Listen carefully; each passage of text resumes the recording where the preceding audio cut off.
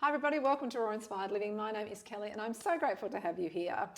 Okay, so today is the final video in the series on protein and muscle, and we're going to talk about protein. So let's jump in. This is probably the topic I get asked about more than anything else. And honestly, I do understand why, because the information out there is genuinely confusing. You have the plant-based world telling you that protein is not really something you have to worry about if you're eating a varied whole food diet. You have the fitness world throwing around numbers that feel extreme and quite frankly inaccessible. You have your doctors telling you something different from your nutritionist who is telling you something different from the Instagram account you follow. Like, it's all over the shop. And meanwhile, you are just trying to figure out what your body actually needs so you can feel well and function well and stop feeling like you're failing at something that should be pretty straightforward. So I hear you. And today we are going to cut through all of that, and I'm going to tell you exactly what the research says about protein needs for women over 45 and why those needs are higher than most women realise, and what adequate protein actually looks like across a day on a plant-based diet. Because I think when you see it laid out practically, it becomes a lot less overwhelming than the numbers might suggest. Before I get into the specifics, I want to revisit something we talked about in the last video because it sets up everything that follows. We talked about anabolic resistance, the process by which as we age, the body becomes less sensitive to the muscle building signal that protein provides.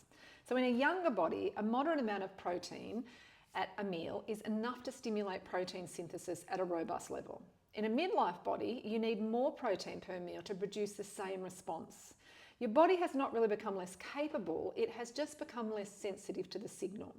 And this is one of the core reasons why protein needs increase with age, particularly for women navigating perimenopause and beyond. The current general recommended dietary intake for protein in Australia and most Western countries sits at around 0.8 grams per kilogram of body weight per day. And I want to be very direct about this. For midlife women, particularly those who are active or strength training, which we should be, this recommendation is almost certainly inadequate. The research on protein needs in older adults is increasingly clear that the general recommended daily allowance significantly underestimates what is needed to preserve muscle mass, support metabolic health, and counteract the effects of anabolic resistance. Most of the researchers and clinicians working specifically in this area now recommend somewhere between 1.2 and 1.6 grams of protein per kilogram of body weight per day for women over 45. And for women who are strength training regularly, some evidence suggests that the upper end of that range is beneficial. Let me put that into real numbers because I think that is more useful than ratios. For a woman who weighs around 65 kilograms, 1.2 to 1.6 grams per kilogram translates roughly to 78 to 100 grams of protein per day. For a woman who weighs around 75 kilograms, that range is approximately 90 to 120 grams per day. And for a woman around 80 kilograms, we are talking roughly 96 to 128 grams per day. Now I want to pause here because I know that for a lot of women, and particularly for women who have been eating plant-based for any length of time, those numbers might feel extremely high.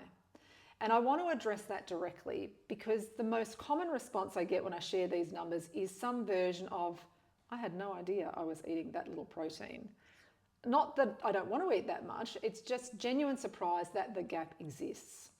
And that gap is really common, especially in plant-based eating where meals are often beautifully nutrient dense, but built around foods that are lower in protein density than some animal products. So smoothie bowls, salads, grain bowls, fruit-forward breakfasts. All of these can be beautifully nourishing and very, very valuable in your diet. But if they are not intentionally protein anchored, it is very easy to go through a full day of healthy eating and still fall short of what your midlife body needs. That was definitely one of my issues that I had before I found all this research. So let me talk about what adequate protein actually looks like across a day, because I find that numbers on a page become much more real when you can see them as food. If we are working towards roughly 100 to 120 grams of protein per day across our 4 eating windows, which is the rhythm I recommend for midlife metabolic stability, that is roughly 25 to 30 grams of protein per eating window.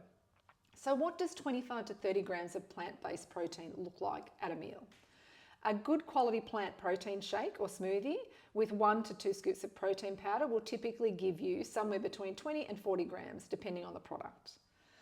That is a solid protein anchor for breakfast or a midday meal. 150 grams of firm tofu provides approximately 18 to 22 grams of protein. Pair that with half a cup of cooked legumes and you are easily in that 25 to 30 gram range. 1 cup of cooked lentils delivers around 17 to 18 grams of protein. Add some edamame, some tempeh or a sprinkle of hemp seeds and you are really getting there quite easily. 100 grams of tempeh provides around 18 to 20 grams of protein and it is one of the most versatile and delicious plant proteins available. Edamame is one I want to highlight specifically because it is often underestimated in the plant-based community. Half a cup of shelled edamame has around 8 to 9 grams of protein and it is a complete protein, meaning it contains all essential amino acids. It is an incredibly easy addition to meals, salads or as a snack. It genuinely contributes to your overall protein total. And for women who are not plant-based, and I want to acknowledge you directly because everything we are discussing about protein needs apply to you equally.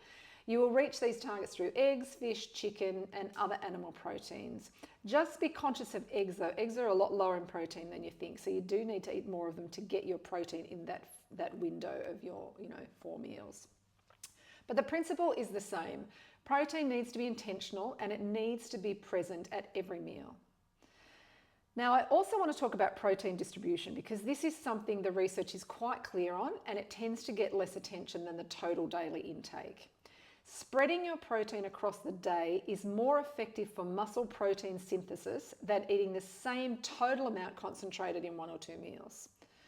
Your body can only utilize a certain amount of protein for muscle building at any given time. So eating 80 grams of protein at dinner and very little for the rest of the day is significantly less effective than spreading 100 grams across your 4 meals, like of 25 grams each. This is another reason why the meal rhythm we talk about in the Raw Inspired framework is eating approximately every 3 to 4 hours with a protein anchor at each meal. It's not arbitrary, it's important. It's directly aligned with the physiology of how the midlife body uses protein. I also want to address one of the concerns I hear most commonly about high protein intake on a plant-based diet, and that is digestive discomfort, particularly with legumes and higher fiber plant proteins. This is real and I do not want to dismiss it. If you are significantly increasing your plant protein intake and you have not been eating that way previously, your digestive system will need some time to adapt. So go slowly, increase gradually, make sure you are chewing well, make sure you are hydrated. And soaking and rinsing your legumes before cooking reduces the compound that causes gas and bloating. Fermented plant proteins like tempeh and miso tend to be very well tolerated. And if you are using protein powder, choose one that your digestive system responds well to. So pea protein, rice protein, fava bean blends are generally well tolerated by most people.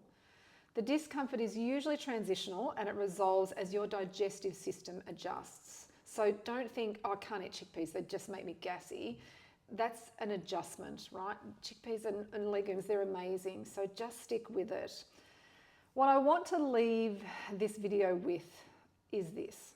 Your protein needs as a woman over 45 are very likely higher than you have been eating.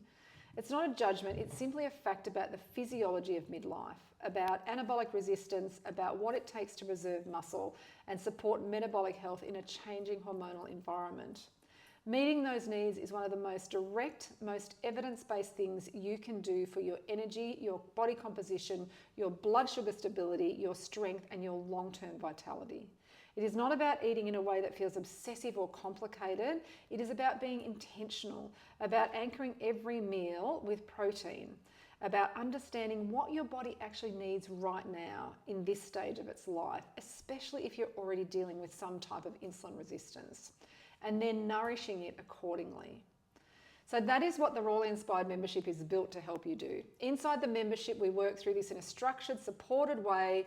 Phase 1 is all about metabolic stabilization, building that consistent fuel rhythm and protein foundation. Phase 2 is where we build on that and really develop your metabolic strength. And phase 3 is where it all comes together and becomes genuinely sustainable and intuitive. So if you want to take the next step, come and explore the membership. And if you are not ready to start that yet, that's fine. There is a free guide called Understanding Your Midlife Metabolism at rawinspiredliving.com/midlife metabolism guide. It covers everything we have talked about across this series and gives you a clear, practical starting point. I'll pop the link in the description below. So thank you so much for watching the series. I hope it's given you not just information, but a genuine shift in how you understand your body, because you deserve to feel strong, clear, and genuinely well in this stage of your life. It's really not too much to ask. It's exactly what your body is capable of when it gets what it really needs. So I hope this video has helped you in some way, and I hope to see you again in Raw Inspired Living.